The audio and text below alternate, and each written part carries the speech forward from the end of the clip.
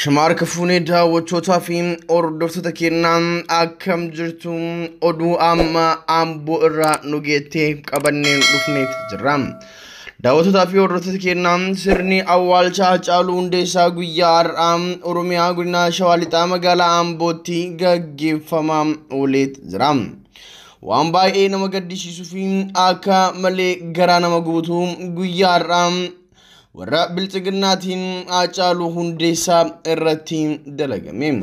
Haacaaluu Hundeessaa nama dhibba hin caalleen sirni boo'ichisaa istiidiyeemii magaalaa Ambootti kan gaggeeffame yoo ta'u du'aan gooticha Oromoo leenca sabaa uummata isaa biratti ulfinaa fi jaalala guddaa qabu Haacaaluu Oromoo miliyoona 50 sirna awwaalcha isaa irratti argamuu barbaadu. Haacaaluu sabni boohee isa awwaalachuu barbaadu. Haacaaluu sabni irmii baafatee isa gaggeeffachuu barbaadu. Haacaaluu Oromoon du'a goota isa awwaalachuu barbaadu. Haacaaluu sabni boo'icha gootaaf boo'amu isaaf boo'uu barbaadu. Haacaaluu Oromoon gaggeessaa goota isaaf taasisuu barbaadu. Hanqisuudhaan warri bilchiginnaa Haacaaluun akka waan daa'imti reef dhalattee karaa deebiteetitti nama muraasan bilchiginnaan awwaalte. Waan hedduu nama gaddisiisuu fi akka malee nama gubuudha. Haacaaluun lammata du'e. Haacaaluun kan jalqabaan ajjeefame Caalaa duutii amma OPDO'n kaleessaa nafxanyaa fi ergamtoonni nafxanyootaa amma Haacaaluu irratti dalaydee akka malee garaa nama gubaa jechatu nama harkaa badaa. Haacaaluun goota ilma sabaa kutataa xiiqayaa sabboonaa fi gaachana uummata Oromoo kan fedhii uummati Oromoo akka dubbachuu barbaadutti garaa weelluu fi geerarsa isaatiin quuqaa garaa isaa saba Oromoo irraa buuqisaa ture. Har'a inni saba kanaaf jecha gaafa wareegamu mootummaan abbaa irree Itoophiyaa fi warri bilchiginnaa akkasuma mootummaa naannoo Oromiyaa Haacaaluun akka nama du'aa fira hin qabneetti akka nama gosa hin qabneetti akka waan nama saba hin qabneetti akka waan nama uummata isaa biraa galata tokko hin qabneetti akka waan nama uummanni isa hin jaalanneetti sirna gaggeessaa isaa irraa uummata ittisanii isteediyeemii qullaa keessatti nama muraasan wal gahanii sirna Haacaaluu gaggeessine jedhanii uummata gowwoomsuuf yaaluu isaanii osoo hin taane Haacaaluu lammata ajjeesuudhaan sirna awwaalcha isaa beekamtii dhorkachuudhaan ajjeechaa lammata Haacaaluu Hundeessuun akka malee uummata Oromoo dallansiiseet jira. Mootummaan abbaa irree Itoophiyaa yeroo ammaa kana Amboo keessatti lolli hamaan gaggeeffamaa jira. Uummanni Amboo guutumaan guututti bahaan gadi haa kaabaa kibbaatitti Amboo fi warri baadiyaa naannoo san jiran hundi sirna gaggeessaa kanarratti akka hin argamne sababa mootummaan dhorkeef uummanni dallansuu hamaa keessa galuudhaan akka malee aaree yeroo ammaa kana guutumaan guututti paartii bilchiginnaa of keessaa haxaa'ee baasuudhaaf qophiitti jiraachuu maddeen keenyaa godina Shawaa Lixaa magaalaa Amboo irraa nuuf himaniit jiru. Waan akka malee nama gubu namni akkamitti biyya isaa keessatti magaalaa inni keessatti dhalate keessatti balbala isaa gosa isaa hiriyoota isaa firaa fiixaa isaa keessatti namni nama dhibbaan awwaalama keessaahuu namni akka Haacaaluu Hundeessaa waan hedduu nama gaddisiisuu fi uummata Oromootittis aarii guddaa ta'edha. Haacaaluu Hundeessaa bilchiginnaan har'a du'a isaa awwaaltus osoo Oromoon gamtaadhaan miliyoonotaan baanee magaalaa Finfinneetti Bataskaana Kaatedraal Sillaaseetti akka gootaatti akka nama beekamaatti isa awwaalanna jedhu garuu bilchiginnaan kabaja sanis dhorkattee magaalaa Finfinneettis erga awwaaluu dhorkite Amboottillee namni sirna awwaalcha isaanii irratti akka hin argamne dhorkuun gubata guddaa uummata Oromootti taheet jira. Uummanni Oromoo yeroo ammaa kana aariidhaan guutame gaddaan haguugame xiiqiidhaan machaaya gocha biltsiginnaa kanaaf akkamitti gumaa Hacaaluu baasuu akka qaban irratti yaada wal jijjiiraat jiru. Hacaaluu Hundeessaa uummata Oromootiif urjiidha. Hacaaluu uummata Oromootiif addeessa. Hacaaluun uummata Oromootiif aduudha. Aduu caalaa iftu kan sagalee isaatiin walaloo isaatiin wallee isaatiin dukkana gabrummaa uummata Oromoo irraa saaquudha.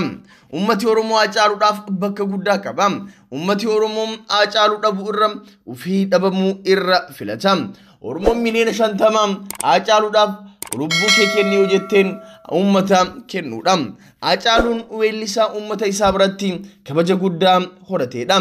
Garuu waan baay'ee nama gaddisiisu Hacaaluun kabaja san biltsiginnaadhaan mulqame.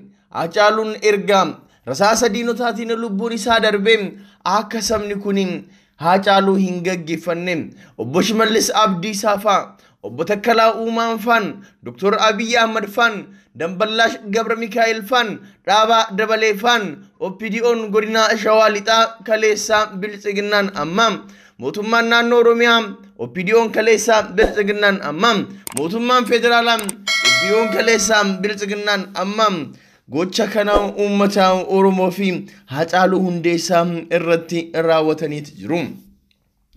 Nama uummanni Oromoo kumaatamaan bahee kumaa kitilaa yaa'ee awwaallachuu barbaadu sadarkaa kanatti ulfina dhoorkanii nama muraasaan awwaalaniit jiru. Uummanni magaalaa Amboo makkalaakayaan gamtaadhaan itti bu'een guyyaa har'aa makkalaakayaan isteediyoomii fi bataskaana Hacaaluu Hundeessaa itti awwaalame marsuudhaan namni tokko akka sirna sanarratti hin argamne qawweedhaan eegaa turaniit jiru. Uummanni magaalaa Amboo sirna kanarratti argamuudhaaf akka malee kan fedhii qabuu fi kinootii ammallee bahee ala kan jiru yoo ta'u garuu mootummaan komaandoo fi makkalaakayaa poolisii Oromiyaatii fi poolisii federaalaa lafatti gannaquudhaan akka sirna Hacaaluu kanarratti namni tokko hin argamne godheet jira. Sirna gaggeessaa Hacaaluu nama muraasaan sanuu daqiiqaa muraasaaf godhanii osoo hin booyaminiif osoo hin boochisiniif akkasitti Hacaaluu fiiganii fuudhanii isteediyeemii keessaa baasanii gara bataskaana inni itti awwaalamuutti geessaniit jiru. Hacaaluu jedhee sabni garaa isaa qabatee iyyaa booyaa gubataat jira. Waan nama gaddisiisu waan kana itti yaadee akka sirna Hacaaluu Hundeessaa irratti namni tokko hin argamneef mootummaan abbaa irree Itoophiyaa fi mootummaan naannoo Oromiyaa Obbo Shimallis Abdiisaa waan kana raawwataniit jiru. Akka isaaniitti isaan uffayyana jedhanii yaadanii turan garuu mootummaan Oromoo yeroo dhumaatiif abdii irraa dhumaa Hacaaluu erga awwaalee booda Hacaaluun sirna awwaalchaa erga dhoorkatame booda ummanni isaa sirna isaa irratti akka argamne erga dhoorkanii booda ummanni yeroo ammaa guutumaan guututti mootummaa Itoophiyaa irraa abdii kutatee Shimallis Abdiisaa Takkalaa Uumaa Abiy Ahmad irraa abdii kutatee akka diinaatti jala muree isaan farrajeet jira. Ummanni Oromoo yeroo ammaa kana Shimallis Abdiisaa Takkalaa Uumaa fa'aa Adaanach Abeebee fi Abiy Ahmad fa'aa ija Minilikii laaluun ija Hayila Sillaasee laaluun isaa laalaat jira. Keessumaayyuu warra akka Shimallis Abdiisaa fi Abiy Ahmad Takkalaa Uumaa fa'aa ummanni Oromoo akka isaan kallattiidhaan harka ufiitiin Hacaaluu Hundeessaatti dhukaasanii ajjeesanitti laaluu jalqabeet jira. Jarri kun uummata Oromoo biraan gara nyaatti xiqqoo uummata Oromoo keessatti maqaa Oromummaatiin hafteeyyuu uummata Oromoo keessaa baasanii fixaniit jiru. Akkamitti namni akka Hacaaluu nama muraasaan nama 100 hin kennin awwaalama. Hacaaluu Hundeessaa guyyaa dheengaddaa magaalaa Finfinnee keessatti namni miliyoona 2 olii bahee awwaalachuudhaaf ture. Garuu achitti awwaalachiisuu dhoorkanii reeffa isaa qeerroo dhoksanii helikoophteraan fuudhanii Amboo geessanii nama 100 hin caalleen leenca kana goota kana nama biyyi jaalatu namni biyyi du'uuf namni biyyi lubbuu isaa kennuuf akka nama fira hin qabne akka nama firaafaa fiixaa hin qabne akka nama tokko hin qabneetti mootummaan abbaa irree nama 100 hin caalleen Hacaaluu Hundeessaa awwaalchiseeti jira. waan baay'ee nama gaddisiisuu fi waan baay'ee nama gubuudha.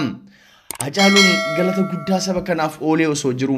Hacaaluun galata guddaa Lammaa Magarsaatii fi Abiyyi Ahmadiif oolee osoo jiru. Kan masaraa mootummaa isaan galchee isaa fi qeerroo Oromoo ta'ee osoo jiru. Kan Shimallis Abdiisaa pirezidaantii godhe isaa fi qeerroo Oromoo ta'ee osoo jiru. Garuu galanni isaan Hacaaluu deebisan kana tahuu caala wanti nama gubu tokkollee hin jiru. Manni Oromoo yeroo ammaa kana akka malee gubatee dallanee waan godhu dhabee falli harkaa badee yeroo itti eeggataa jira. Uummanni Oromoo sirna gabroonfataa abbaa irree Abiyyi Ahmadiin durfamu hiikii kana daaraa gochuudhaafis yeroo ammaa kana wanta isa barbaachisu wacaafaa irraa kaasee hanga qaruuraa beenzilaan waa ittiin gubaniitti qopheeffataa jiraachuun isaa beekameeti jira.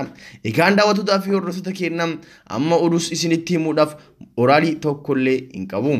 Gochi Hacaaluu irratti raawwatame akka malee nama guba. Egaan daawwattoota fi hordoftoota keenya amma moraaliin ittiin oduu hafee isinitti himu tokkollee hin qabu. Yeroo muraasa booda oduu hafteen kan walitti deebinu ta'a. Hamma saniifuu nagaan nuuf tura. Qabsaa'onni kufaan qabsoon itti fufaa. Uummanni Oromoo lafa jiru qabsoo fufaa qopheessuun dhaamsa kenna.